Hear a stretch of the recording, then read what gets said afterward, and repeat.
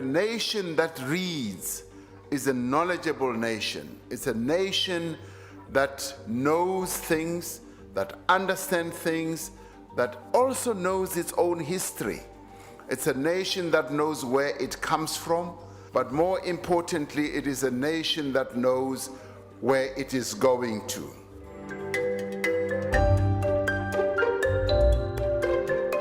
In 2013, a general household survey conducted by the Statistics South Africa revealed that 2.643 million people in South Africa have difficulties with reading and are unable to read. This worrying fact corresponds to almost 7% of the adult population. Today on Sunrise, we encourage you at home to make reading fun and an integral part of your life this National Library Week.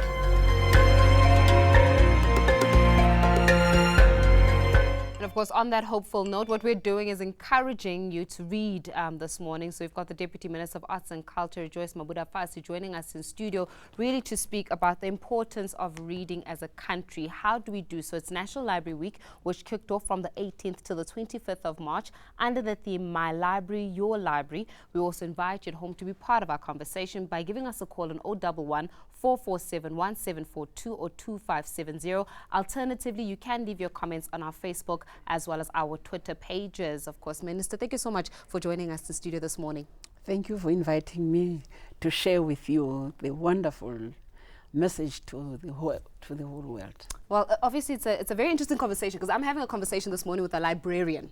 So you're a librarian. Well, you were a librarian. Before that, you were a teacher in itself. So once a librarian, always a librarian. In other words, I owe you library books, to be very honest with this conversation. Thanks for the conversation. But, you know, it's a very interesting comment that the finance minister said during his budget speech, the 2017 budget speech, when he was speaking about how 50% of grade 5 pupils in this country, 50%, grade 5 pupils in this country do not necessarily know how to read in any language. So perhaps a question then to kick off our discussion is, are we winning when it comes to ensuring that we do have a reading nation, and especially since what the Deputy President, Sir Ramaphosa, said that a reading nation is a knowledgeable nation, with 50% doesn't seem very knowledgeable. Yes, that is why as government we have got a conditional grant. That conditional grant is strictly for building libraries. And we are prioritizing rural areas and semi-rural areas because that's where the people can read. You can't expect a person to travel 20 kilometers or to take a taxi to get a library. Yeah. So that conditional grant is with the provinces, to give to the provinces so that they put up libraries. And they're not just libraries, these are community libraries. And the community libraries, they have got the area for the small ones. We start them while they're young with educational toys. And then for the adults, we have now introduced the one for the visually impaired people so that everybody is accommodated. And we're saying, tell your story. It's something that we need to plant. The stories that have been told in the olden days, it was just through mouth. You'll find we'll sit around the fire and our grandparents tell us about all what was happening. Yeah. Now we have to document it. And that's why we're encouraging people that they write their story. You also, you can write a book about your work here and let us know. But also, people will appreciate if the libraries are accessible and also they've got technology. How are we faring in terms of accessibility? This is a conversation that we love having, especially as the media, but one would say that when we really look at it, it almost appears as though the urban areas are capacitated and the rural areas, access is still very limited to those that would seek to even go to a library with the adequate infrastructure. When I mean infrastructure, I'm talking about books in the libraries, I'm talking about a working library, a functional one, and most importantly, as you're mentioning with technology, computer labs. Yes, that is what we're addressing with the conditional grant, that we are building those libraries in the rural and semi-rural areas so that they also have... When will those libraries be completed though? No, every year we're putting them up with the conditional grant. And with that conditional grant, also provide for bursaries because we can build libraries where, and then we don't have librarians.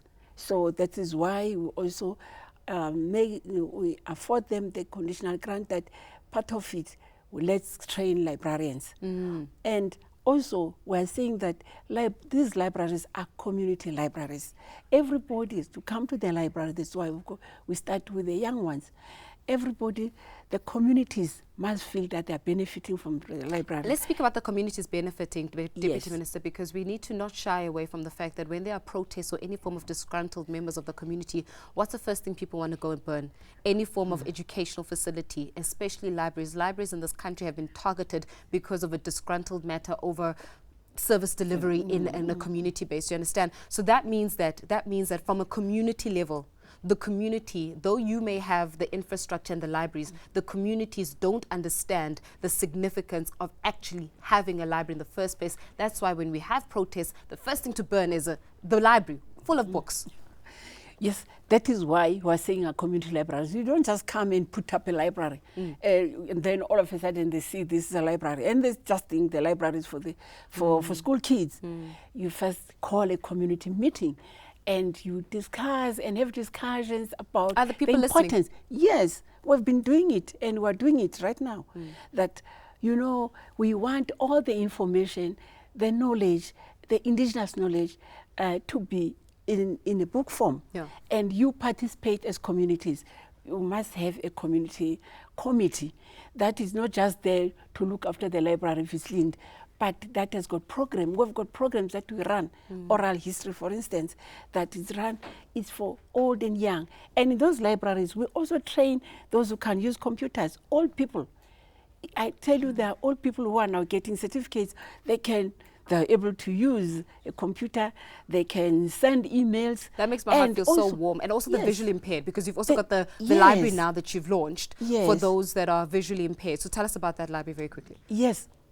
The visually impaired, we have got now their books in Braille, hey? In Braille, of course, and also they can tell stories, they can write stories through Braille. So we're catering for everybody. Communities should understand that they've got their own stories. They should come and tell the story. If they can't write, that those stories are put there. And maybe you want to start a business. You go to the library, you read there, oh, that's how it's being done. You can even improvise. Yeah. Those stories are to be put in the libraries. Yeah. Or you want to tell us where your grandparents came from. It's about yourself, it's about the community, it's about indigenous knowledge, about food, about health, all that. I understand important. your point, that the point here is about how we need, in order for these libraries to be capacitated, we as the people need to start telling more of our stories. We're going to bring in a different